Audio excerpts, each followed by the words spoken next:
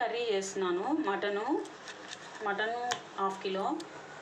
మసాలా కావాల్సింది తెల్లగడ్డ, అల్లము, ఒక ఎండుమిరపకాయ, చెక్క, లవంగము, ధనియాలు, జీలకర్ర ఇవన్నీ మసాలా మిక్సీకి వేసుకున్నామండి. మిక్సీకి వేసుకున్నాను. ఇప్పుడు దీంట్లో కొంచెం వాటర్ వేసుకొని గ్రేవీ బాగా ముద్దగా వచ్చే వరకు మిక్సీ వేసుకోవాలి. మసాలా మిక్సీలో వేసుకున్నానండి.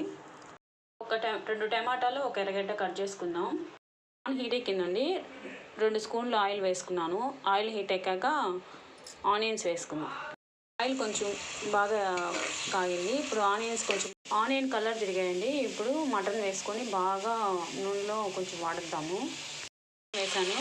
ఒక 10 నిమిషాలు బాగా వాడ్చండి. వాడ్చేసినాక టమాటాలు, మసాలా అన్నీ వేసుకోవచ్చు. బాగా వేగింది.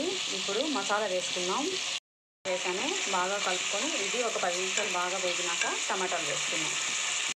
బాగా వేగిందండి. ఇప్పుడు టమాటాలు వేసుకుందాం. వేసాను. తర్వాత మగ్గుతున్నాయండి. ఇప్పుడు కొంచెం సాల్ట్ వేసుకుందాం. ఇప్పుడు కొంచెం పసుపు, కొంచెం కారం అండి. ఇందాక ఎండుమిరపకాయ వేసాం కదా, అందుకని కొంచెం వేసుకోవాలి కారం, మళ్ళీ కారం ఎక్కువైపోతుంది. లాస్ట్లో కొంచెం దింపేటప్పుడు మటన్ మసాలా కొంచెం వేసుకుందాం. కొత్తిమీర వేసుకొని ఆ తర్వాత వాటర్ కొంచెం పోసుకొని ఆ తర్వాత 5-6 విజిల్ పెట్టుకొని దింపేసుకోవాలండి. ఒక్క చుక్క వాటర్ పోసుకుంటే చాలు. ఈ గ్లాస్ తీసుకున్నాండి. ఈ గ్లాస్ అంత వాటర్ పోయొద్దండి. దీంట్లో సగమే పోయండి వాటరు. చూడండి. ఇప్పుడు దీనికి విజిల్ పెడతాము.